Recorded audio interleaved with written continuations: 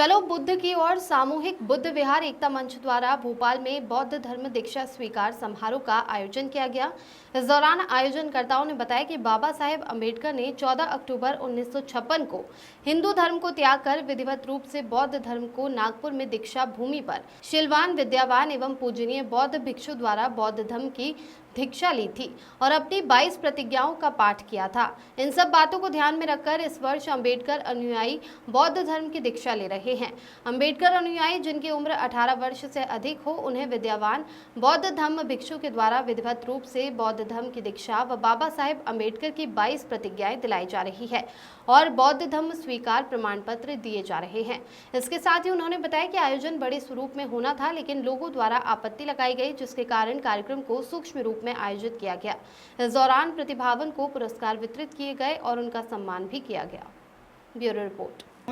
बुद्ध एकता मंच के तत्वाधान में कार्यक्रम हो रहा है, जिसका जो अध्यक्ष है आशाताई कामले और उपाध्यक्ष जो हैं इनके सुरवड़कर जी, विजय सुरवड़कर जी, और सचिव जो है हमारे अजय नारनवरे।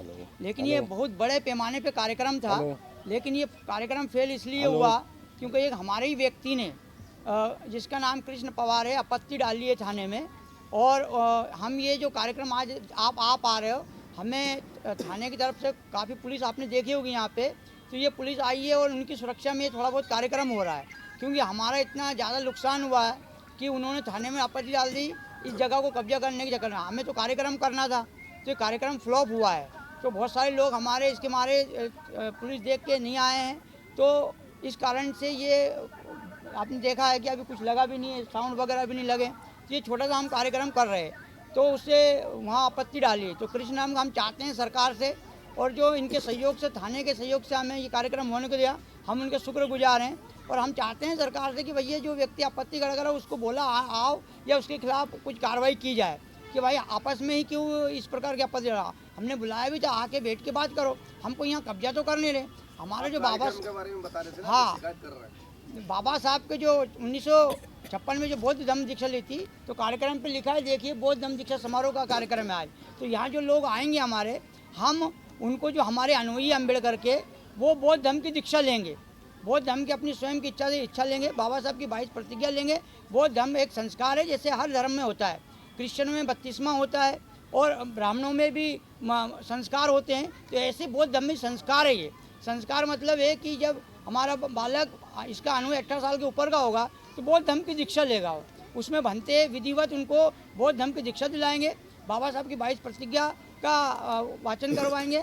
इस प्रकार से वो बुद्धिस्ट कहलाएंगे। ये कार्यक्रम हमने यहाँ रखा था, लेकिन वो कार्यक्रम फ्लॉप हो रहा है, ज़्यादा पैमाने पर नहीं हुआ, क्योंकि सामने वाले व्यक्ति ने आपत्ति डाली इस कारण से। ये ज़मीन है किसकी? ये तो सरकार की है, किसी की नहीं है, कोई इसका मालिकाना नहीं है। ये लोग काफ़ी दिन से संभाल रहे, बनते जी रह रहे हैं यहाँ। ये जो लोग रह रहे हैं उनसे हमने पूछा था कि हम कार्यक्रम कर ले क्या, उन्होंने कहा कर लो साहब, हमें तो कोई यहाँ बनाना नहीं, कब्जा तो करना नहीं। तो हम किस बात पे डाली? वो ही डाली कि हम अध्यक्ष हैं और हमसे पूछना चाहिए था, तुमने क्यों नहीं पूछा हमसे। हाँ, हम इसके यहाँ के मालिक हैं, हम अध्यक्ष, हमसे क्यों नहीं पूछा, ये उनकी मेन आपत्ति है। वो थाने में लगाया, थाने वाले नहीं कैसे बन गया? वो थाने वाले में लगाया, उनने कागजात जो भी कुछ दोनों तरफ पार्टी के लगे हैं, लेकिन वो बता नहीं रहे कि क्या लगा क्या नहीं लगा, आए नहीं अभी तक। तो इस मामले को लेकर आप भी थाने जाएंगे? थाने में गए हैं, दोनों पार्टी के रखा हुआ है वहाँ, कागजात गए हैं दोनों के, और दोनों पक्ष वहाँ दोनों के कागजात लगे हुए हैं। मतलब ये जो कार्यक्रम सफल हुआ वो पूरा उनकी वजह से असफल हुआ? हाँ, उनकी वजह से हुआ, जो जिन्होंने आपत्ति वहाँ लगाई। लेकिन आप लोग सब लोगों का स्वागत करता हूँ। सामूहिक बुद्ध विहार मंच बौद्ध धम्म दीक्षा कार्यक्रम अशोक सम्राट बुद्ध विहार, रानी कमलापति रेलवे स्टेशन, ये स्थित 98 से यहाँ पे है। लेकिन विपरीत दिशा में काम हो रहा है कि एक उपासक बौद्ध धम्म गुरु से पूछता है कि हम अध्यक्ष है, पब्लिक से हम ये पूछना चाहते हैं कि क्या बौद्ध धम्म गुरु का पैंट शर्ट पहनने वाला अध्यक्ष हो सकता है।